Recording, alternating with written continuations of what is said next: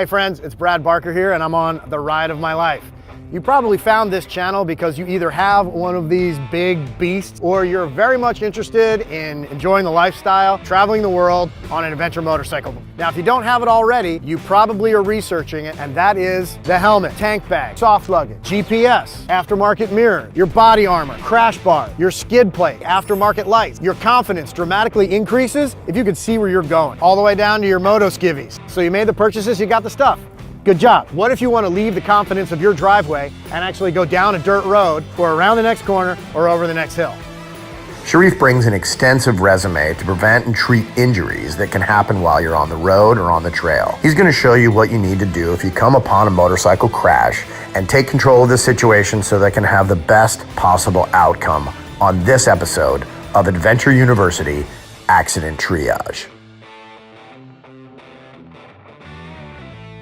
Let's say we're going to put the scenario on a trail. We're not on a roadway. Ideally, if you are riding with a group, one person should be designated as the medical person. It shouldn't be determined at that time. How many people have been in a situation where they rolled up on an accident that just happened? You have to kind of figure out a certain amount of information, take a snapshot of the scene, because later on when you're trying to recall certain things, if you would have just focused in on one thing, there's a lot of valuable information that you need in order to make decisions. The first thing you need to do is send somebody off into the trail to close off any oncoming traffic, or at least warn oncoming riders. Find out how many people were involved. Find out the nature of the injury. Is it a right leg? Is it he can't breathe? What hurts? My thumb. Your thumb? If there's a compromise in the airway, breathing, or circulation, that's a good time to take the helmet off and then do further stuff if you've been trained in CPR and first aid. So you need to be calm, reassure them, and tell them what has happened. Sir, you've just been involved in a motorcycle accident.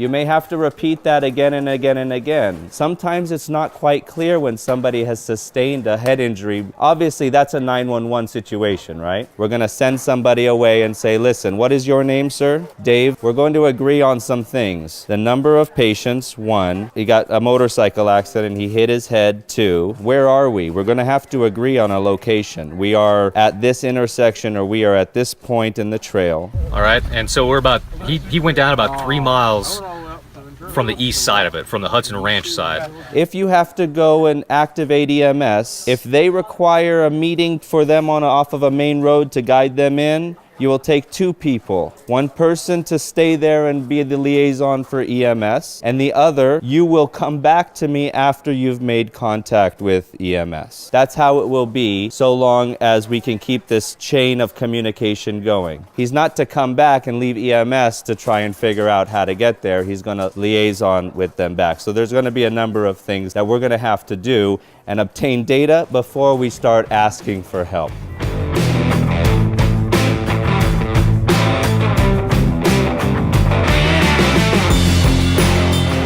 If you're going to be dealing with somebody that just got into a motorcycle accident and it isn't quite clear whether or not they got their bell rung enough to where we don't know whether or not this is a significant injury to the head. Damage to the helmet is a good indicator of damage to the head. So take a look at damage to the helmet. Scrapes, bumps, you'll see the mechanism of injury, the amount of energy that was transferred to the patient will be evident on the head, and that will then be transferred to the brain. If you are concerned about whether this person, sometimes brain injuries, brain bleeds take time to manifest. If there's a slow bleed in the brain, that's those people that go to sleep and don't wake up. Those are those people wake up vomiting after 6 hours of a head injury.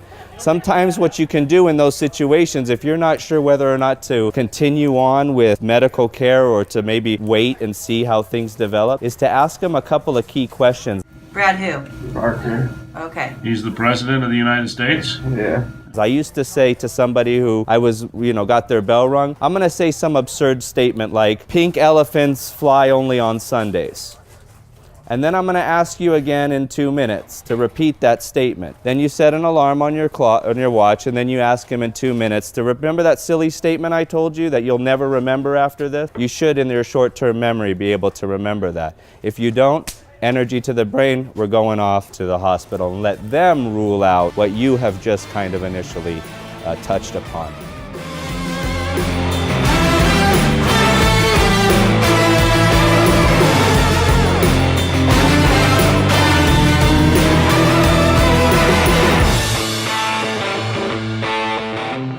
Consider neutral alignment. If the body, like, you know, like the Da Vinci thing of the guy standing like this, the Vitruvian man, this is called the neutral anatomical position. So if there's a leg that's going off to the right, making a 90 degree at the femur, do you think we should move it back? Yeah. If my femur's making, I'm giving you permission to put it back in neutral alignment, because obviously there's structures and vessels and all of that stuff that are going to be, they're not meant to do that. You could lose the limb if you don't straighten it out. Every single person that I've attended to with a broken neck told me they had a broken neck. They come to me like this with their guarding, and they're like, I don't move me. I'm pretty sure my neck is broken. Don't think that, you know, if somebody's moving their head after a crash that you have to be, you know, a neck Nazi and hold them down and say, don't move your neck. That's not necessarily intuitive. Just keep it neutral, make it make sense. Keep in mind that if somebody does complain of any neck pain, that's a paramount rule to keep them still. That is where you are parked. Unless you or that patient is in immediate danger, that's where you're going to be, and that's where people are going to move that person. You don't want to aggravate any spinal cord injuries if there is a known neck pain. Now, a great way to determine whether or not there's a broken neck is to hold the person's head and say, look to the left. Now turn your head to the right. I'm holding his head straight and he's torquing his neck. If he has a broken neck, he's not going to want to do that at all. He's going to say, hell no, I'm not doing that. Broken necks are not silent.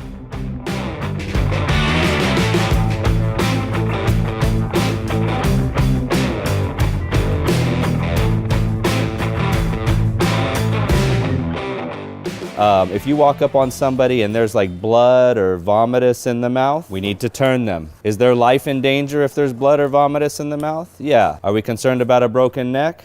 At that point, no, it's life over limb. So we're going to treat the life, not the potential of a neck injury. Let gravity drain all those things out. Do your best to get it out. And then we're going to move them back and then take the helmet off. Now, to move somebody, again, it has more to do with your safety. When you look at their eyes, if they can answer the questions, great. If they can't answer the questions, guess what? You are in charge for that patient's decision.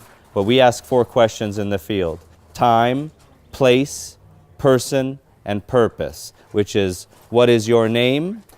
Do you know what time of day it is approximately? Do you know where you are? And do you know why a paramedic is talking to you right now? If you can answer those 4 questions, you can now make every medical decision on your behalf as an adult. If you can't, we are going to be making decisions on your behalf. By taking even a basic course, you can equip yourself to manage a dreadful situation and ensure that not just the victim, but everyone on the scene is safe and can continue to have a good time. Make sure you like, comment, and share this information with somebody that you think could use it. It's a small but growing adventure motorcycle community with a whole bunch of enthusiastic people out there, and we'd really like you to join us on the trail.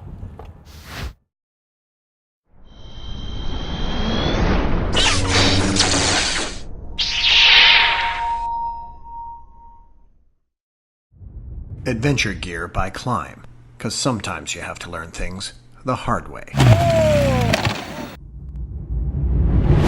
Connected.